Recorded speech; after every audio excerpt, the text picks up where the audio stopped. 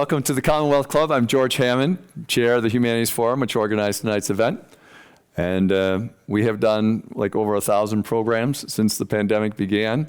So we have shifted from our live audience to having much larger online audiences in addition to our live audience. But it's always great to have a live audience here to enjoy the speakers directly and to interact directly with them. If you are in the YouTube audience later on, you'll be able to hear what questions were asked at the time, because we'll have a Q&A near the end. But in the meantime, we're here to discuss another topic, which we do a lot of at the Commonwealth Club, about our climate. And in this case, we have with us Bruce Kane, a professor of political science at Stanford. He's also the director of the Bill Lane Center for the American West, and he is the author of the book, Under Fire and Underwater, and it's in the American West. So it's a very interesting idea about what our climate problems are and the politics of it. As he mentioned to me, he's a political scientist, and it gives you a completely different angle on some of the problems that we're dealing with. So first of all, thank you very much for joining us tonight, Bruce. And the first thing I want to ask you is, so in your book, you talk about the background of the American West. Mm-hmm. And since this is part of what you do, it was very fascinating to me to show how the government treated it. It's like an uninhabitable piece of land. Can we make it inhabitable? Yeah. And now that it was made inhabitable, now what are we going to do? And a totally different thing has happened. So why don't you give a little background on that? Because I thought it really set a nice context for it. Yeah. Well, I should mention that we teach a course on the American West, and indeed, one of the other teachers of this course is out there, David Freiberg. Mm-hmm.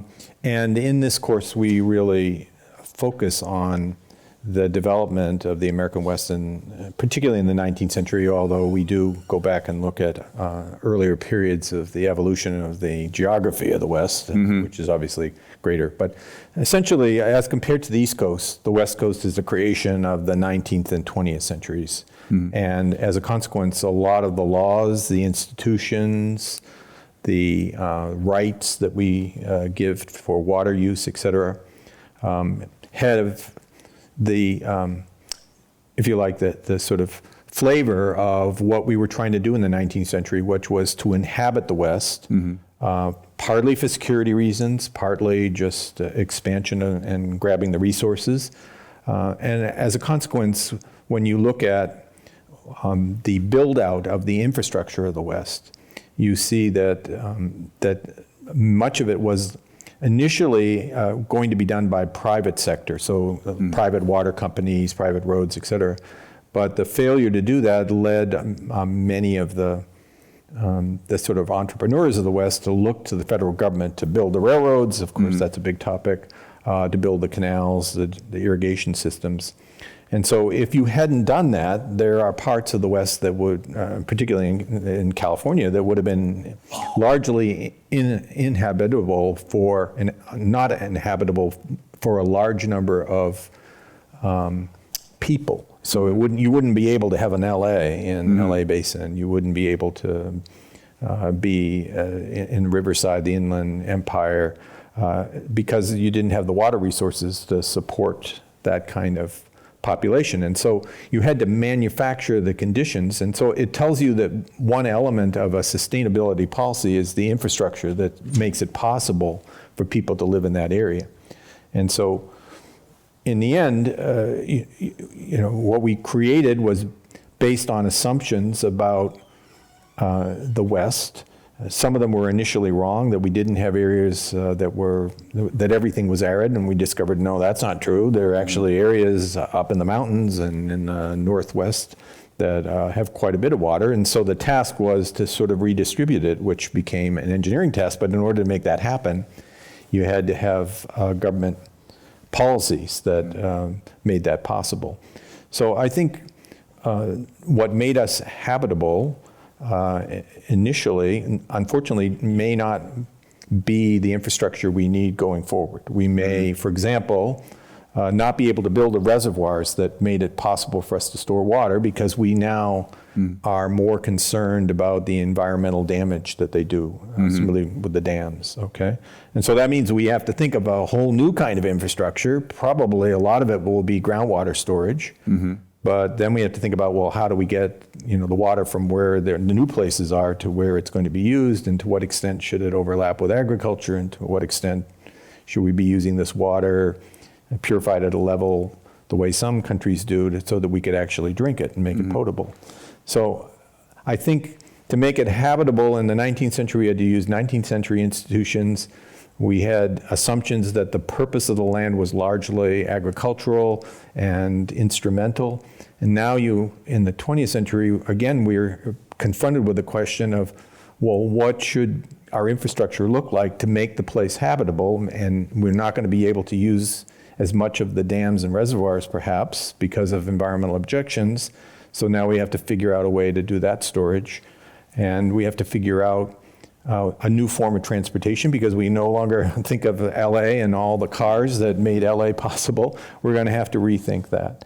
So I think, it's not as if that construction isn't going on in a different way in different parts of the country, but the particular framework of the West, the particular conditions of the West in terms of aridity, in terms of, the topography, with the mountains, et cetera, the possibility of sea level rise around the bay. All these things are, you can find them in other places, but I would say that we argue in the class that there's something distinctive about many of the problems in both frequency and in type.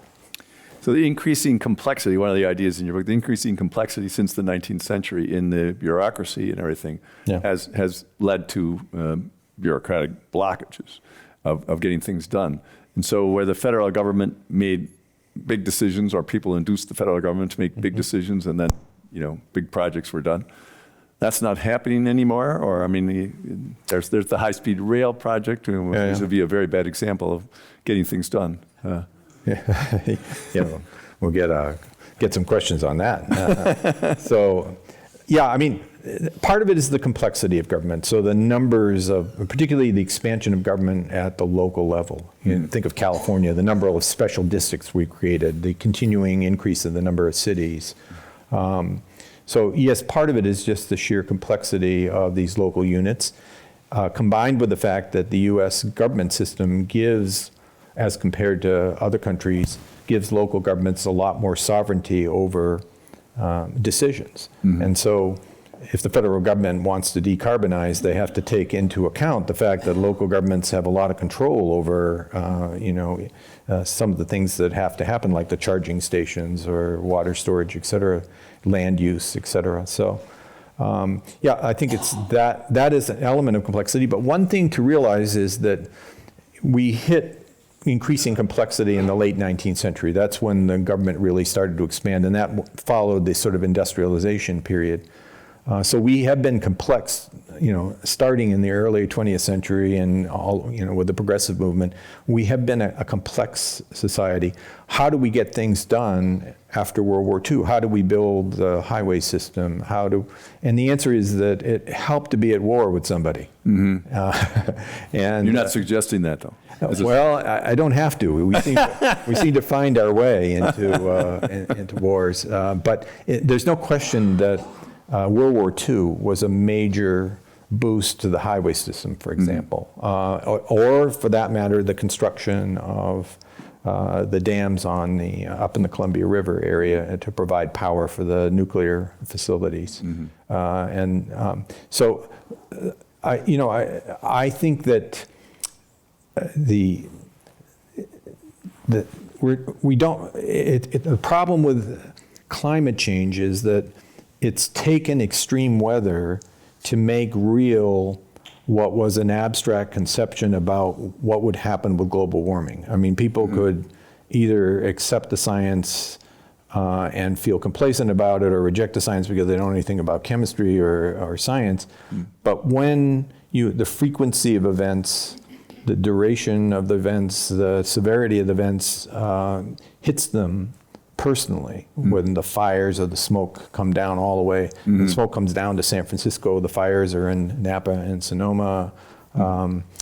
When the drought is lasting longer and you have to make more cuts, then the reality of climate change is experienced by people, and that's when the mechanism we're looking for is that then leads to a willingness to make changes that will allow us to be more adapted, both in terms of moving away from a carbonized economy and also adapting to the extreme weather. So we need these pushes, unfortunately, because there's so much inertia in the system. We have to be kicked in the shin to do something about it.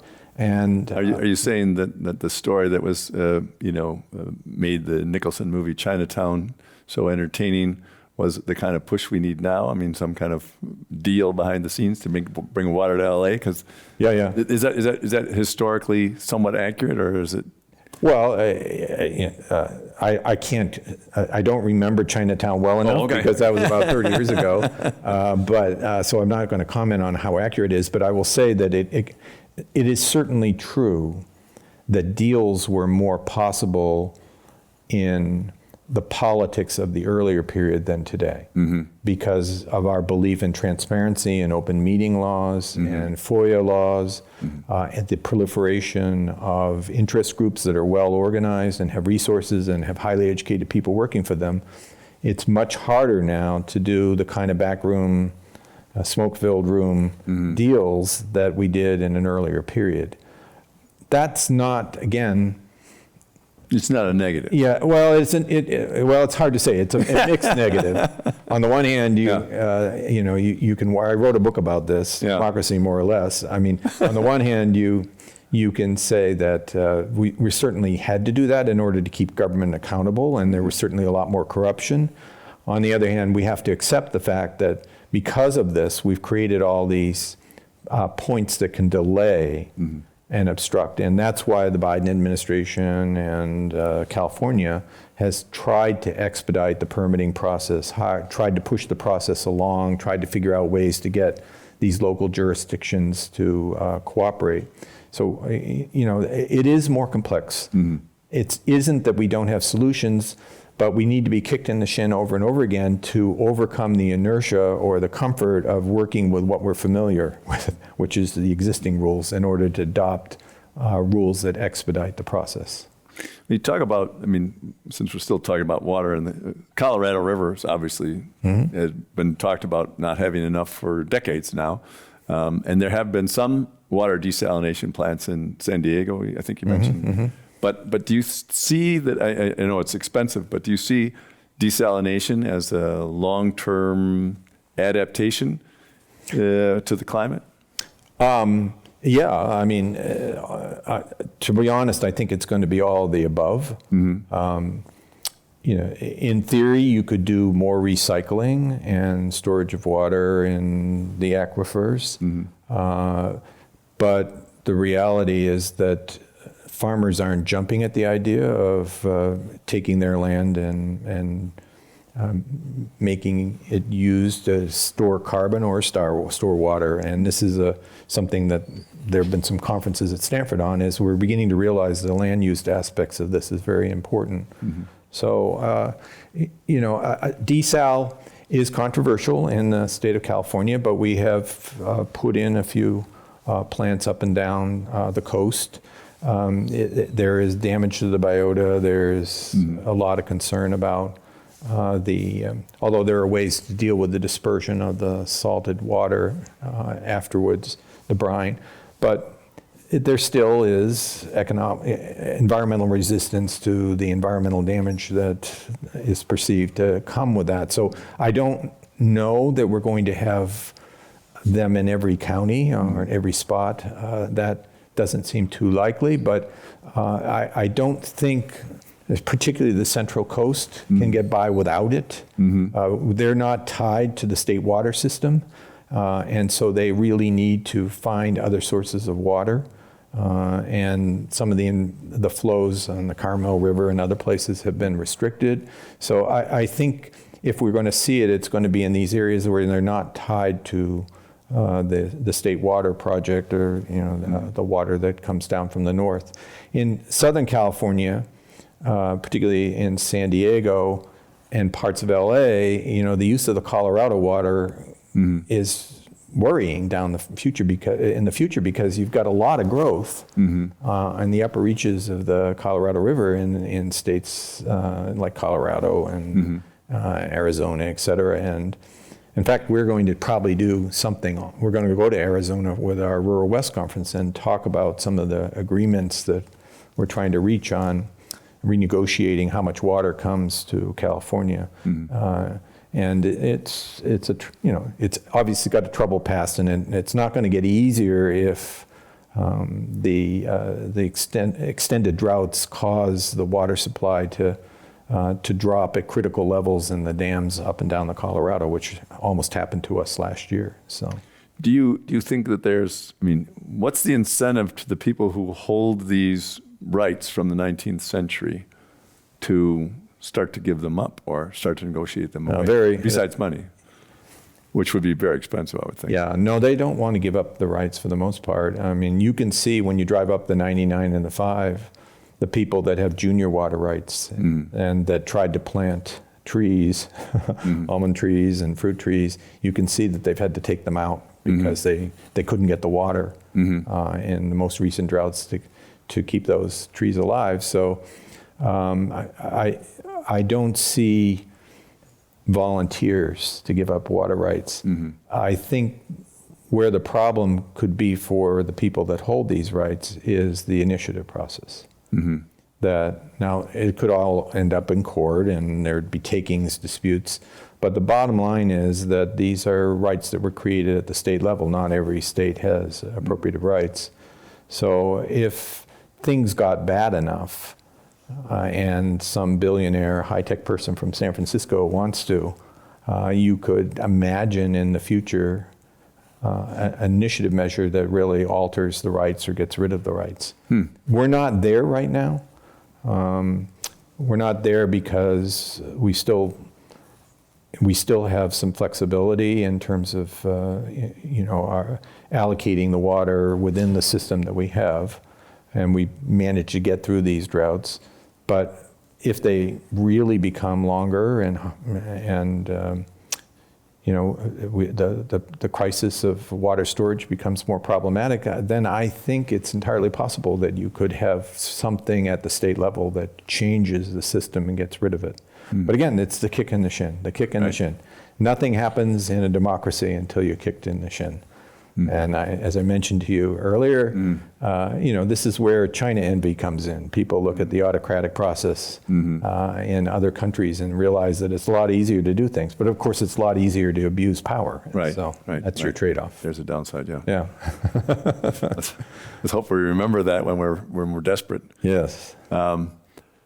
So Gavin Newsom, a couple of years ago, I think, started talking about another big redoing of the water system. Has that come along? Well, I think he wasn't on the Delta. Yeah.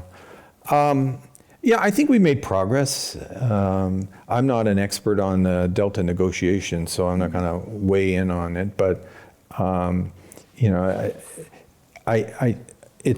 agriculture is in a difficult position because while a lot of land is taken up with agriculture in the Central Valley and Salinas Valley and down in Southern California, the reality is it's only about 2% of GDP in a state where there's enormous wealth in the urban and suburban areas. So as a political scientist, I personally think that agriculture has to be very careful because there are other uses that the people that have that land may be able to make money off of. It will depend upon the geology of those areas, but it's quite possible that some of these areas they're already, some of the rangeland areas are used for, wind and solar, particularly solar, but wind in some places. And the carbon storage is coming back. We're realizing that we may not be able to do everything with renewable and batteries. The battery development isn't fast enough, and so it's entirely possible that we're going to have to do carbon storage. Well, where are we going to put it? Are we going to put it in Marin? Are we going to put it in San Francisco? That is not usually the pattern of where we store our waste. We give it to the eastern side of the state and hope that we give them enough money so they don't mind. And so, that's problematic, especially, say, with the utility scale solar, because then we have to put transmission lines across the WUI areas, the woodland areas, and then they fall down and they start fires. So I'm not sure how long this side of the state can continue to put utility scale solar, battery systems, DAC, which is direct air capture, which is, large machines that are whirring and sucking in the air. According to some people, that's what they want to do. Carbon capture, where we're going to store it. I mean, all of this is eventually going to create huge land use problems on the eastern side of the state. Not to mention, there are some counties that already are putting a limit on how much utility scale solar they're willing to take. San Bernardino and some of the inland. First of all, they're red state. They don't believe any of this stuff is really important. And secondly, they're no more happy about the light flicker that comes from turbines than Donald Trump.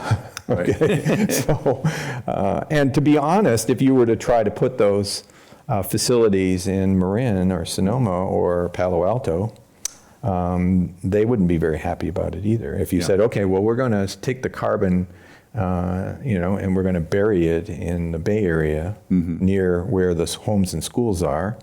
People would ask a lot of questions about, well, is that safe? Is the geology safe enough for that? Fortunately, I don't think we have a lot of areas that are eligible, but what I'm getting at is that there's a kind of environmental justice thing that's arising, because many of those areas in the eastern part of the state are poorer. And so they will do it for a price, but it does have environmental consequences. Yeah, you talk in your book about the discrepancy between poorer communities and richer communities in dealing with things, especially because communities can make decisions. And I think you had one of the communities, Foster City, I think. Yeah, Foster City, yeah. Maybe you can explain about, because that's a good example of what you're talking about. Okay, so when you're talking about sea level rise, the problem is that the water has to go somewhere. So we've seen this up and down the coast with Pacifica and other places, that the dispute over seawalls, that if you put the seawalls up, you can see that the water gets deflected and causes erosion further down the coast or a different place in the coast. And when you get into the bay, there are models, Berkeley's done a lot of them, on what happens if one part of the bay puts up levees, and what happens to the water if you do that, and the answer is some other area in the bay is going to be affected. So Foster City, the story of Foster City is that, of course, it was an island at one time, and then they filled it in to make Foster City, and it increasingly was flooding, and they were faced with having the federal insurance program was either going to up their rates completely or get out of the business completely. And so they were told that either they're facing huge rate increases, or they had to build a levee. And so they went ahead and they had a referendum or initiative, local initiative, and they got the money to do the levees, and they went ahead. There were other communities that said, well, wait a minute, why don't we have an integrated plan? And Foster City said, we can't wait for an integrated plan, thank you very much. Otherwise, we're going to get hit with huge insurance increases. So they went ahead and put their levy in. And now you can imagine around the bay that Foster City is a relatively affluent community. You can imagine that this will happen in other parts of the bay that are affluent enough to get it together, but that there might be other areas like Richmond or East Palo Alto, et cetera, where they won't have the resources to do that, and then they will get the consequences of that construction. The problem of a lot of what we're doing in California looks great, but it's because of what I call first movers, i.e. communities that have resources and the will to either adapt or to mitigate. So they either have gone renewable in their energy portfolio, or they're building levees or protections. But there are other communities that don't have the resources to do that on their own, and moreover, don't have the expertise and the technical expertise and the resources to even apply for the grants. Often you have to have a matching grant. The state does matching grants because they want to make sure there's cost sharing.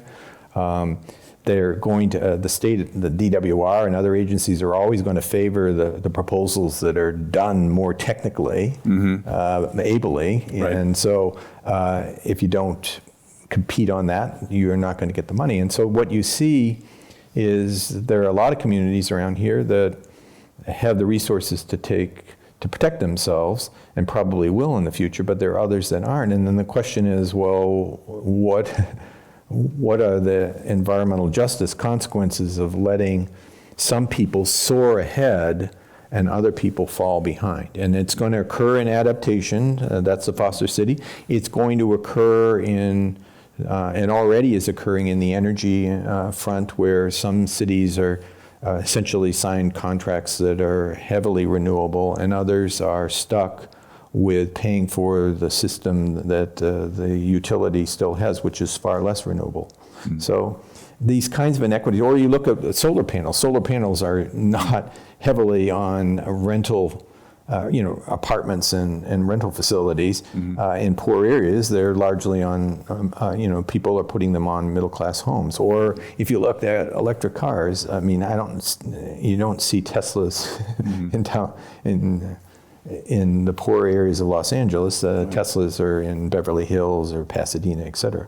So how many times do we keep doing that and ignore the fact that we're kind of creating two worlds, even within this very blue California? And even I mean, from an environmental point of view, it's all one, almost all one. And Well, certainly on the emission split. side, yeah. On protecting the weather, not so much. But I do think when you're talking about the decarbonization, which is a global problem, then yeah, if some people, in fact,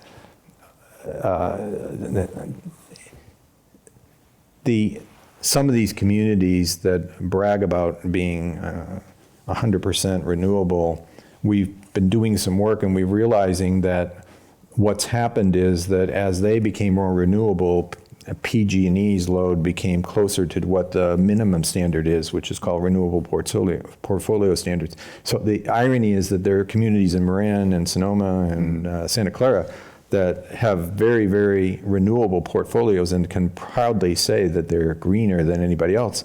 But the real question is, what's the total amount of greenness? And if you're just redistributing it so some people are seeming greener and other people are not, then you're not really making the progress that you think you're making. Right. You're telling us that we're not always honest and transparent about what we're up to? Have we ever been? I don't think so. I don't know that I don't think this is nefarious. It's some people earnestly are trying to do well, and they get frustrated by the fact that others either don't have the resources, the will to do it, and so what are we going to hold them back? And by the way, you do learn something by letting people try out the heat pumps and the home battery systems and technology that's not yet ripe. And so you have to have first movers. Right. You have to have people that are willing to spend the money to try the technology, and then you can scale it up and bring down the cost. So I don't want to diminish the role of that, but I think there has to be planning about how you scale that says, okay, well, the easy part of it is with the people, the resources. The harder part of it is you're not going to get to your renewal, your goals, your clean energy goals by 2045 if you don't scale down the socioeconomic ladder. And this is a problem that I see in American universities, is the kids in particular have been trained in K through 12 and elsewhere about the facts of climate change, but not about the politics of it. And so they see it as a moral issue. It's black or white, there's no trade-offs, there's no difficulty. And the reality is that it's going to be hard to scale down, to figure out ways to provide the protection that these communities need, and to not pile it on the people out in the eastern side of the state, make sure that electric cars are cheap enough and that they can find the charging stations because they're not going to be able to charge in their garage because they don't have garages. So there's a lot of stuff that we're going to have to work out. And to just think that we can snap our fingers and all of this is going to happen is not the way change is made in America. No. You make a lot of good points in your book on that. I'll leave some of those details for the readers. But you have two examples of where it worked and where it has been helpful but not really worked yet. One was closing the ozone hole, and the other one was acid rain. So why don't you explain how we actually succeeded at one, and maybe it has some costs anyway. Yeah. It's important, I think. Yeah, actually, I went to one of the first lectures on the ozone hole when I was at Caltech. It was an Irvine professor that came up and gave one of his first seminars about that.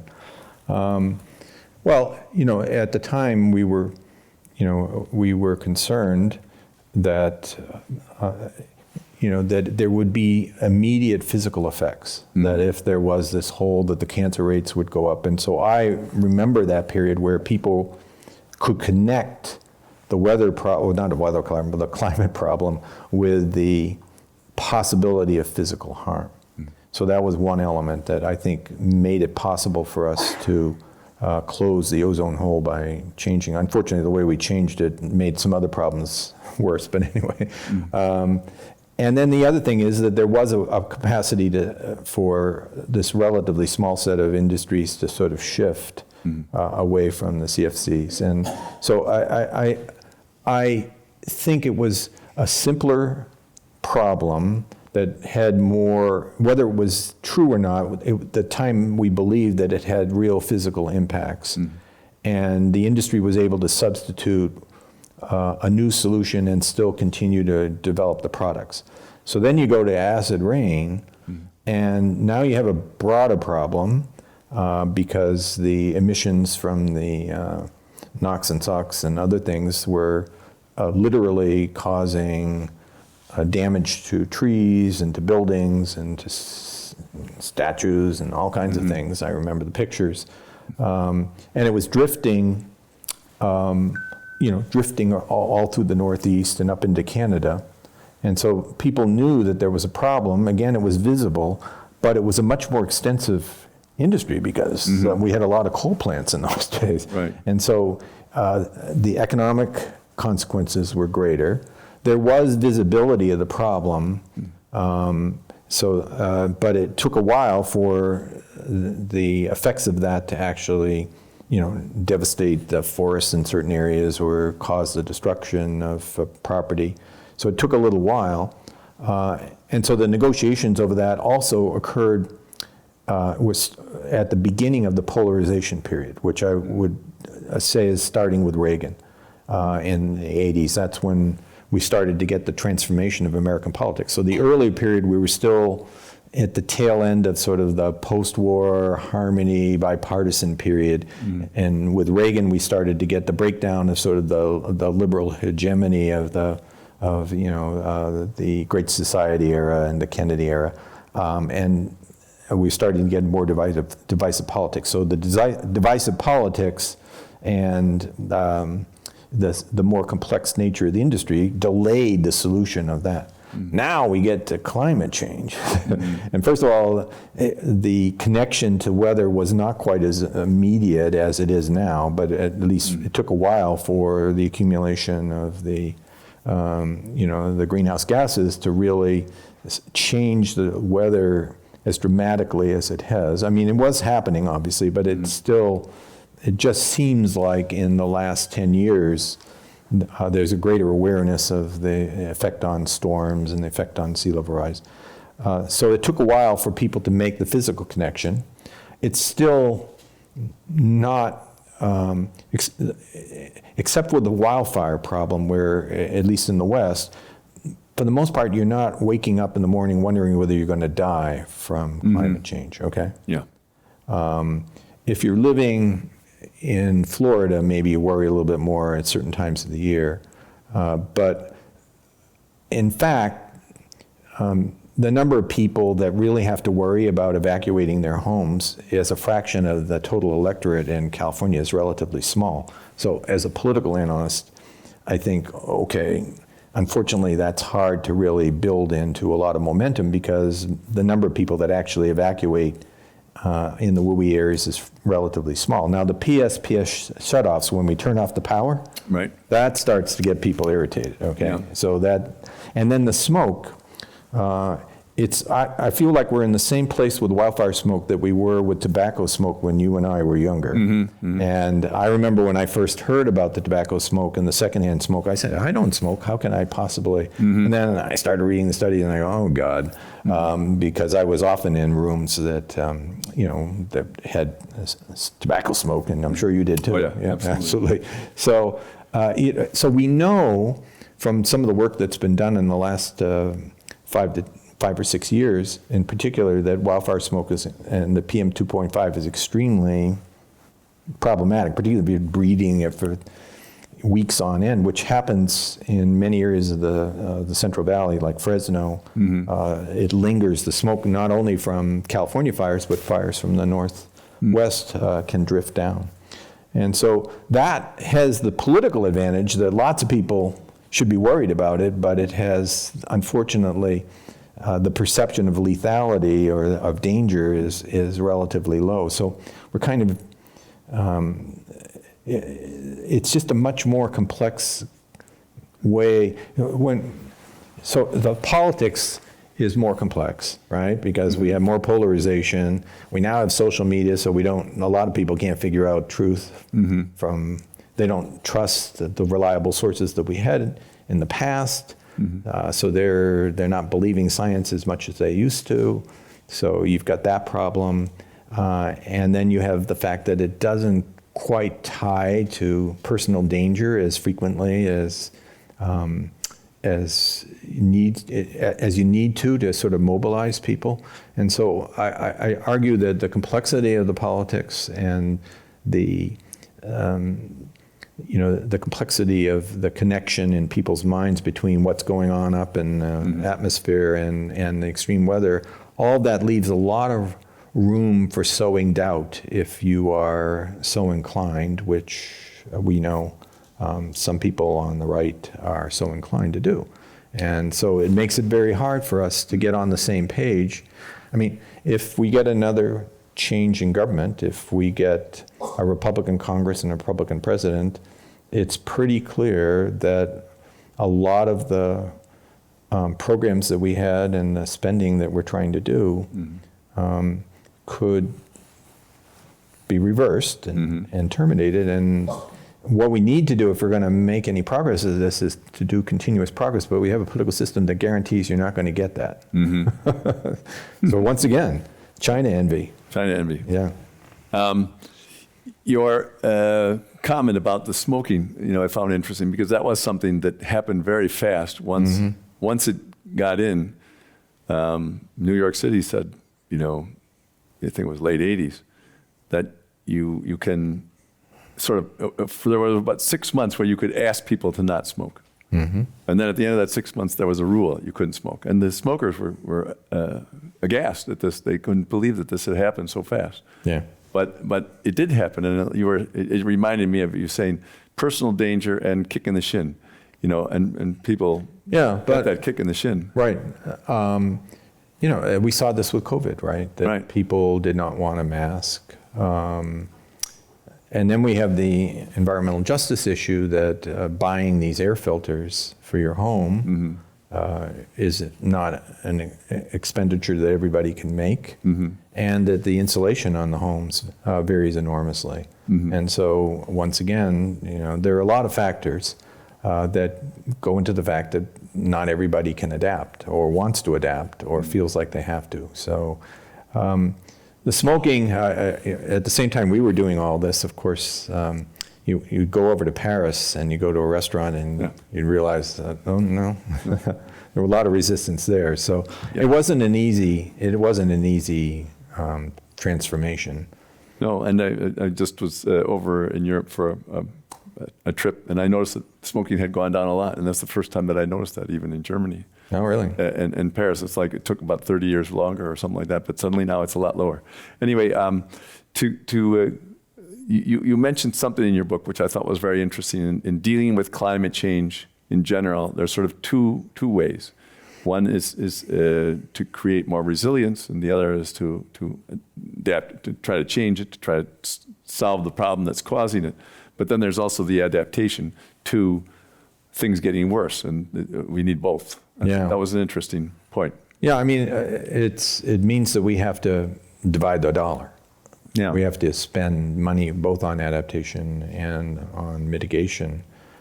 So at the same time that we're trying to decarbonize our grid and put in new infrastructure for that, at the same time we have to worry about the adaptation problems. And so we're paying wildfire liability costs. And if you look at your bill, it's going up because we have to bury lines. If we're going to put them in WUI areas, we have to, at least in the areas where the wind is going to really whip through, we got to bury the lines. And so PG&E is burying the lines strategically in different places. We, at the same time, we're still continuing. We're nowhere near where we need to be for 2045 if we're trying to, mitigate. And so we have to continue to make progress on storage. We don't have the battery storage now is woefully inadequate given the amount of energy and power that we have to generate. And so we have to do two things now. I think when I first got to Stanford, I had the sense that we were more oriented towards the fact that we needed to work hard on mitigation, and there were some people that were arguing that we shouldn't worry about adaptation. But again, we got kicked in the shin in different ways, and now people realize that we got to do both. And that just makes another complication in trying to deal with the climate crisis.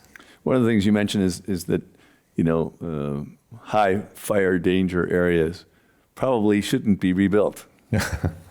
I know that sounds radical, but why don't you talk a little bit about that as a Yeah. So the reality is that if you took the fires that happened in Santa Rosa, I think it was 2017 or so, and the area that burned and went across the 101 into the Coffey Park area was Fountain Valley, which was this area. The fire started in Napa, blew across in the middle of the night, burned out a community called Fountain Valley, which had a lot of Stanford grads in it. So when we did a meeting up there about it, many of the Stanford people had been burned out. And then it hopped over the freeway and went to Coffey Park, and that's an area that never thought they were in danger, but the winds were so strong that the sparks, came across.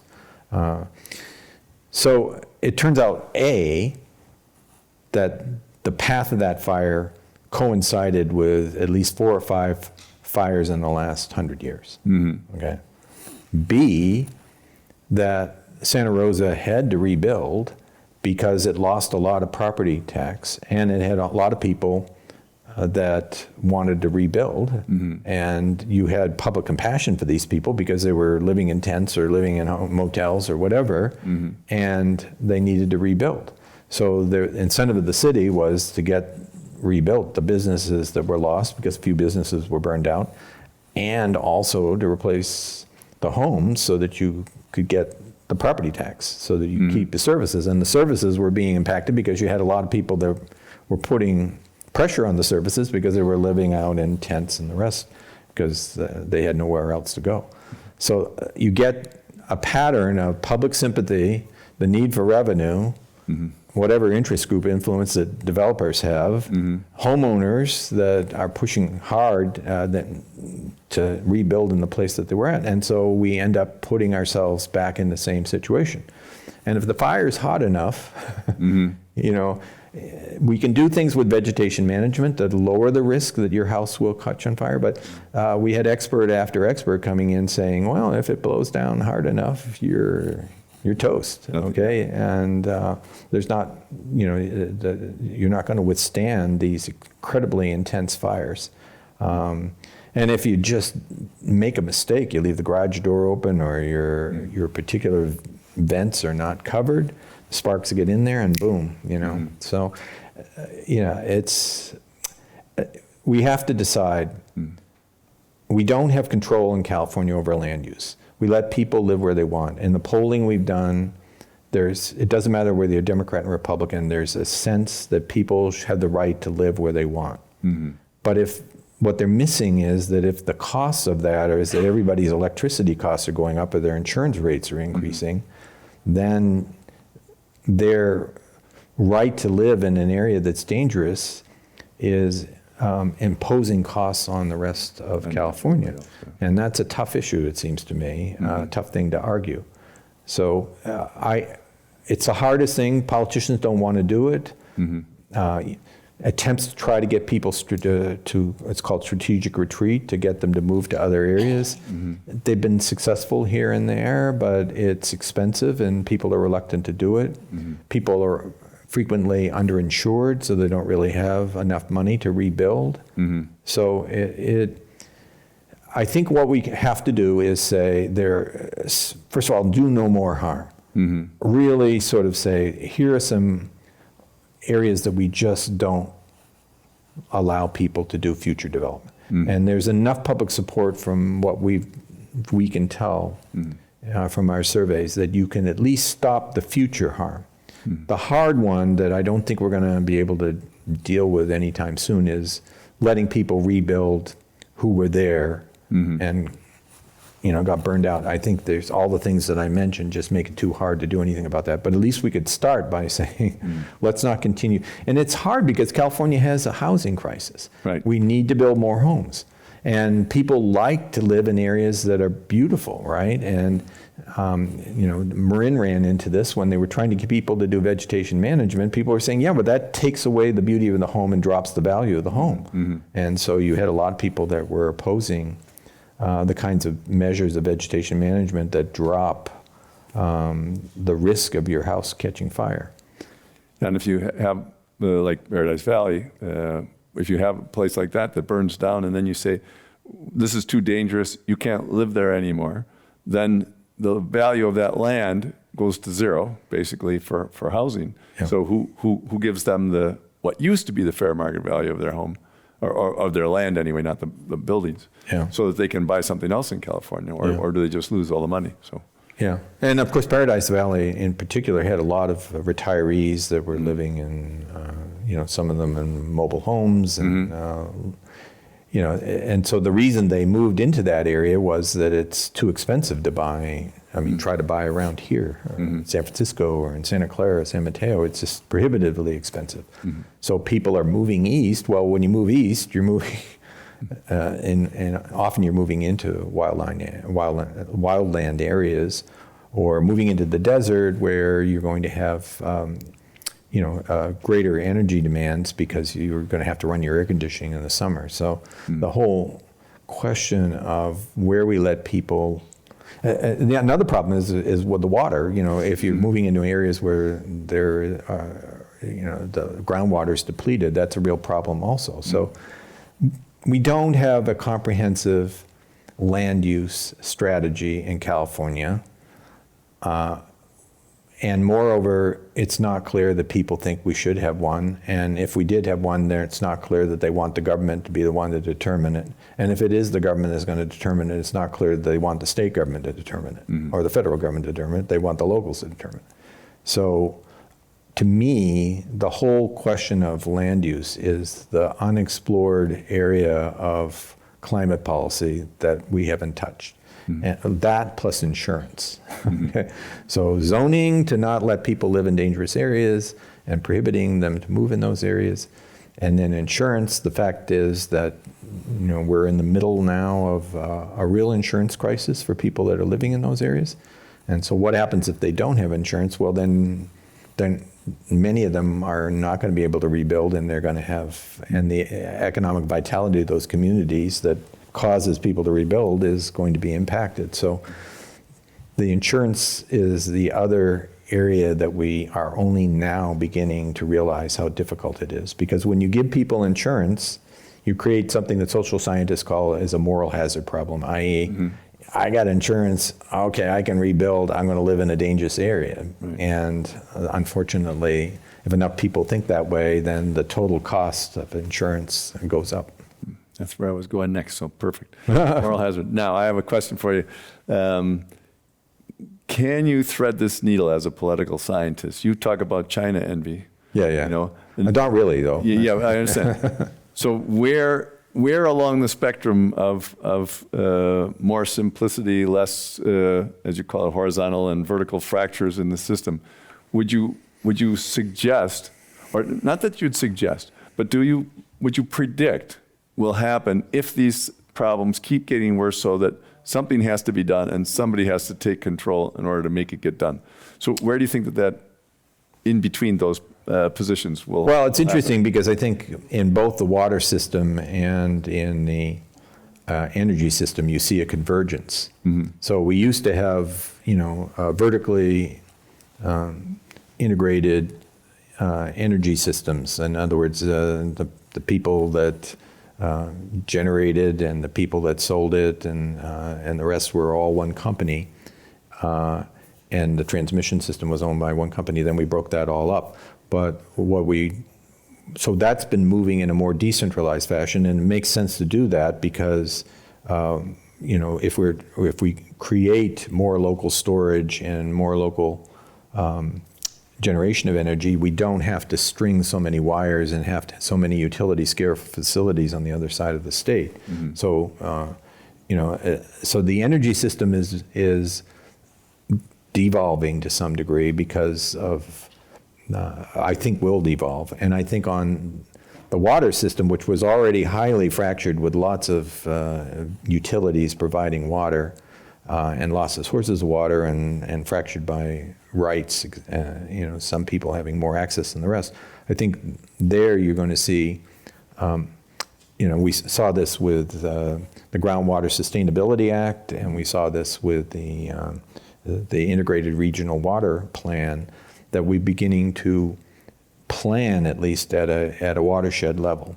So I think you see a convergence around something that's intermediate between a whole state and a locality that makes sense, at least in the water, around where the shared watershed is, okay? And I think with energy, it'll similarly, there'll be, the backup energy has to come from out-of-state energy at night and maybe big facilities. But we may see, if we get more of an expansion of local and regional solar, that during the day, and if we can combine that with storage, we may find that different regions of the state can be energy self-sufficient and not as reliant on out-of-state or, far-flung generation facilities. So it could be this filling in of the intermediate level, which creates the continuum from local all the way to state. All right. So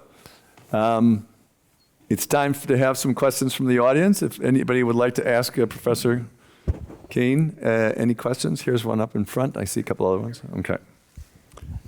Thanks, Billy. Sure, no problem. How are you? Thank you. It sounds like some of these issues with the fire and the wind areas are similar to the issues of wetlands, and you have people going back into flooded out places and wetland areas and rebuilding. Is this any pressure can we put on the local zoning? Because if you're zoned and you can rebuild, you rebuild in the floodplain, and the next year or the year after, the federal government is bailing you out again because you flooded. Yeah, I mean, that's, there are three different ways that you get people to do things, okay? So the first way you get people to do things is to provide information and arguments and rational discussion, or pleas. Okay, so let's call that information. And we know that some number of people are actually susceptible to information, typically people in my world in academia and people that come to the Commonwealth Club, okay? The premise of your being here is that you use your information. But then we have to go to the second level. We saw this with COVID, which is you have to bribe people. And you have to say, okay, well, if you do this, there will be this tax incentive. There will be this loan, low interest loan, or this gift.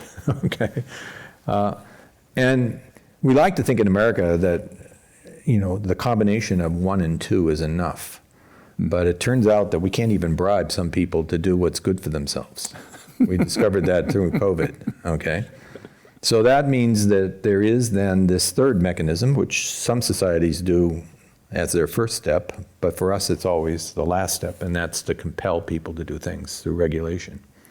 And I think eventually we're just going to have to get tougher on our regulations. And the best argument that unites people across ideology is if the combined cost of doing nothing increases, then you'll get people to do something. So unfortunately, it does come down to what happens to insurance costs, what happens to the social cost of rebuilding in given areas. Not everywhere. Again, there are going to be areas where number 1 or number 2 work, right? And there, nonprofits can go in and buy areas and make them wilderness areas, protected areas. And there are communities that are sufficiently well educated about conservation that they're going to see the value of wetlands. And by the way, wetlands can provide natural barriers against flooding, et cetera, so there can be a utilitarian argument for it. But in the end, if we're going to really get to where we want, both on mitigation and adaptation, we're going to have to bite the bullet and compel. But again, it's going to take a lot of kicks in the shin before we can start to compel people politically. You had an example in your book about how Texas surprisingly went for solar and wind farms when politically it didn't seem worthwhile, but it was financially a financial incentive. Yeah, no, and I actually made this point at the Hewlett Foundation, and the director of the Hewlett Foundation jumped all over me and didn't want to believe that the world was so materialistically driven. But I don't know. I suppose if you're in a wealthy nonprofit, you don't have to worry about that. But I do think that in the end, if you look at the progress we made on efficiency, electricity efficient appliances, et cetera, it's because it could save money. Now, ironically, of course, people then bought more refrigerators and more stoves. So we probably have to, there is an element of, that Steve Chu talks about quite frequently, of getting people to realize that there has to be some sacrifice in this, that you have to conserve to some degree. You can't just take every efficiency and then use it as an excuse to, find other appliances to plug in. Okay, so I think that unfortunately it's an all of the above that we're going to need to move forward on this, and politically, as somebody who worries about backlash, that if you move too quickly in a direction that doesn't conform to public opinion, then you get backlash, then you get a change of government, and then you get a reversal of policy. And so the problem for the center of both parties is, how do you prevent the backlash by making the policies moderate? But then you've got the hardcore, passionate people on the left and the right that say, no, it's all or nothing, okay? And that's the dynamic that we're stuck in right now. Thank you. I just want to put a plug in before I ask a question about that course. It's a wonderful course on the West that Stanford offers. I really enjoyed it last year.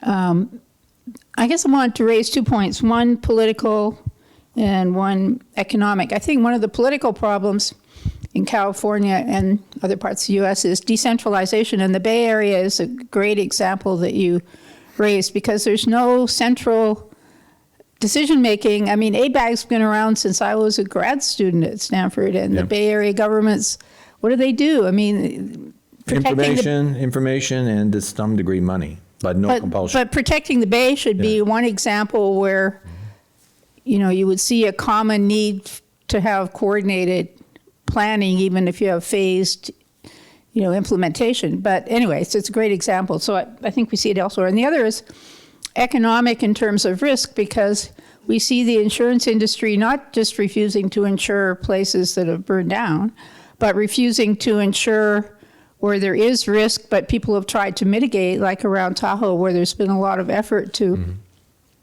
clean up, to be as conscientious as possible with new regulations about protecting buildings. Still, insurers are very reluctant to insure. I was at a place where they refused to insure the whole area, the whole condo association. But also the perception of risk in California now, where we have fewer insurance providers, they're pulling out, and those will be costs that we will see as people will see in January, the costs on their PG&E bills. Yep. Because there was no incentive before for PG&E to put those cables underground, because they weren't bearing the cost if anything happened until they were sued. And now I think it's going to be interesting to watch what kind of backlash there is when those bills start to come out. Yeah. Well, I share those concerns, so I'm not going to relieve your anxiety about it. I think the insurance issues are going to be huge in this state.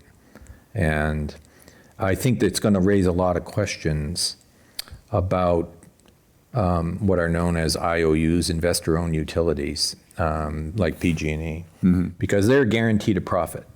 Okay, they're guaranteed a profit, which again, the moral hazard problem, that if you're guaranteed a profit and you know that we're going to just put the costs on all the ratepayers if your wires are falling down, then you're not necessarily going to build the sensors that you could. You're not necessarily going to have the sophisticated power shutoff systems that you need.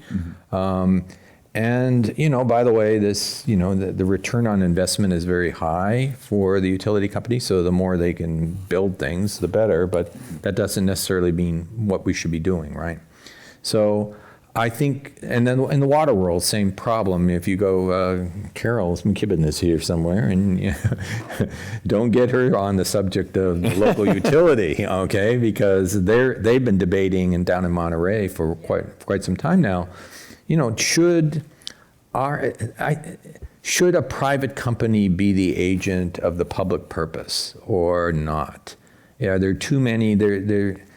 If you think of where we've run into trouble in America, you think of Fannie Mae, Freddie Mac. You think of where we try to sort of take private companies and public purposes and somehow meld them. Sometimes it works when you contract out. But sometimes if an agency doesn't understand its mission, is it to make money or is it to serve the public purpose? And the idea in America that it always means that you can do both at the same time, it isn't necessarily true.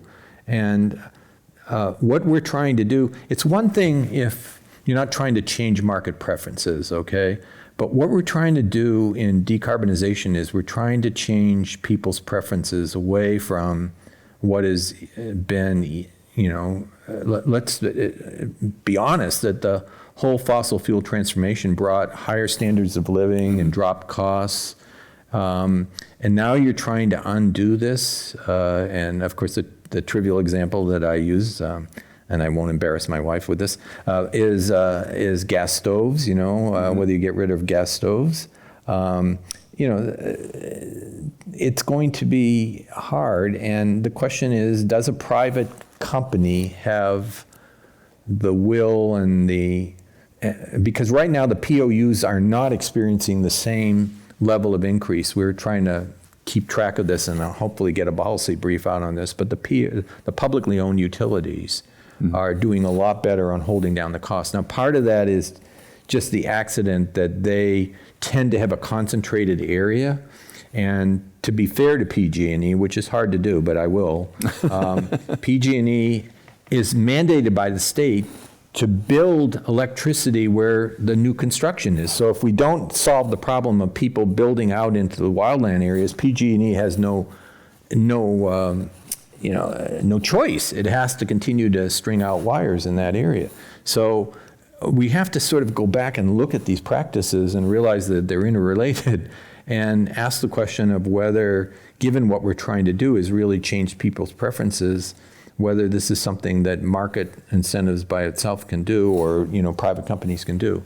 So I think it's a hard thing to explain to my colleagues, and I'm over in the engineering quad, and they see, and it's wonderful. I get optimism from the solutions that they come up with, but in terms of both the policies and the institutions, they don't spend much time thinking about that or why those things may have to change in a given way. But the more you realize why things don't get done, the more you realize that you have to change some of the institutional processes and, needless to say, the policies as well. And incentives. Yeah. Whenever you talk about this, I always think of private prisons, that then, do some things more efficiently and everything, but then you find out that they're paying because they don't have enough people in the prison. They give incentives to put people in prison so that they have people that work for them. Yeah. You definitely don't want to run a prison system with that incentive. So thank you very much, Professor Kane, for bringing this to us.